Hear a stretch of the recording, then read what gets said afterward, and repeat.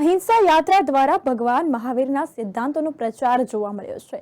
જૈન ધર્મનો પ્રભાવ વધારવા અને સમગ્ર દિગંબર જૈન સમાજને એક મંચ પર લાવવાના હેતુથી શ્રી આદિનાથ દિગંબર જૈન યુવક મંડળ દ્વારા ભવ્ય અહિંસા યાત્રાનું આયોજન કરવામાં આવ્યું હતું।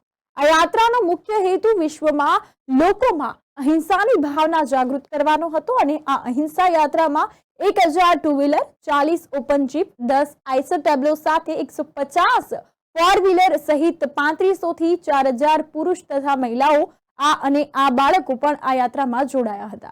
तो आ अहिंसा यात्रा हाटकेश्वर जैन मंदिर थी शुरू थई हती अने भारत पार्टी प्लॉट खाते समाप्त थई हती। यात्रा में प्रसादना 10,000 पैकेट तैयार करीने यात्रा में जैनो सेवा यात्रा मांथी पसार थता अन्य समुदाय ने पण वहेंचवामां आव्या हता। समापन समारोह बाद 5000 जैनो माटे प्रसाद स्वरूपे भोजननी व्यवस्था करवामां आवी हती। मैं दिलीप पांड्या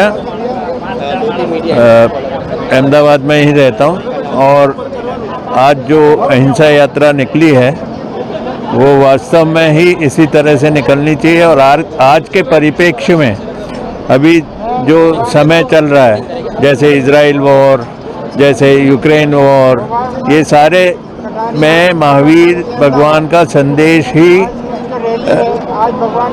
सार्थक हो सकता है। तो इसलिए इसको ज़्यादा से ज़्यादा फैलाएं और महावीर भगवान के सिद्धांत की ऐसा मत समझिए कि जैन है वो खाली जैनों के लिए, पूरे संसार के लिए है। धन्यवाद, थैंक यू। यही संदेश है, इसके अलावा और क्या संदेश हो सकता है? अहिंसा।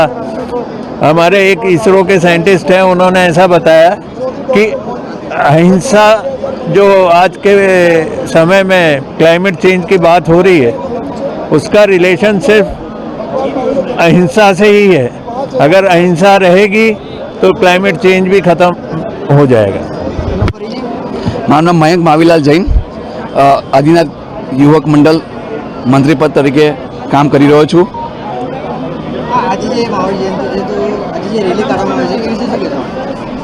આજે અમે જે મહાવીર જયંતિ મહોત્સવ, ભગવાન મહાવીર 26મો 22 જન્મ કલ્યાણક મહોત્સવ જે મનાઈ રહ્યા છે એનું એક જ હેતુ છે જૈન ધર્મની પ્રભાવના પ્રચાર પ્રસાર અને જૈન ધર્મના પ્રમાણેથી જે દુનિયા જે ચાલી રહી છે, બરાબર છે, અહિંસા, શાંતિથી કોઈ પણ સવાલ પ્રોબ્લેમનો હલ થાય એનો જ એક હલ છે જૈનિઝમ, જૈન ધર્મ જે શાંતિનું પ્રતીક છે અને અહિંસાનું પ્રતીક છે।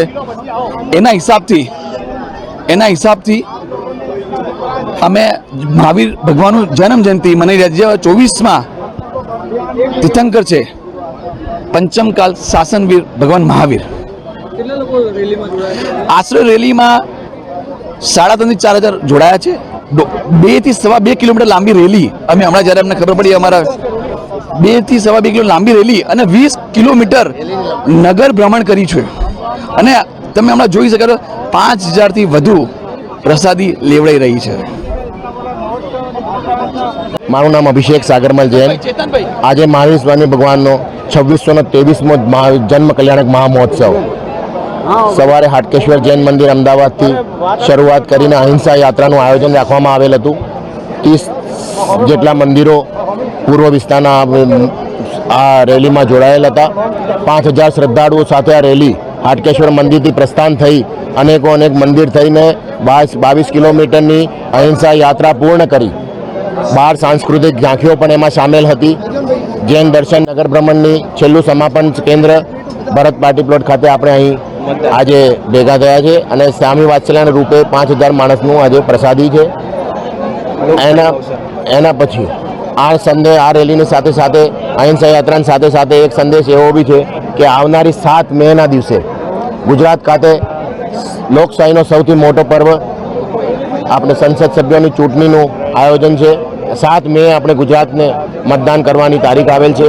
એ તારીખે આપણે અવશ્ય આ જેટલી બી જૈન સમાજ અહીં ઊભી છે એ શપથ લે છે કે એ મતદાનના દિવસે એમના તમામ કામ છોડી સૌ પ્રથમ મતદાનનું મહાયજ્ઞમાં સામેલ થશે અને મતદાન રૂપી આપની વોટના તાકાતથી આ દેશની સરકારને એક નવી દિશા આપશે।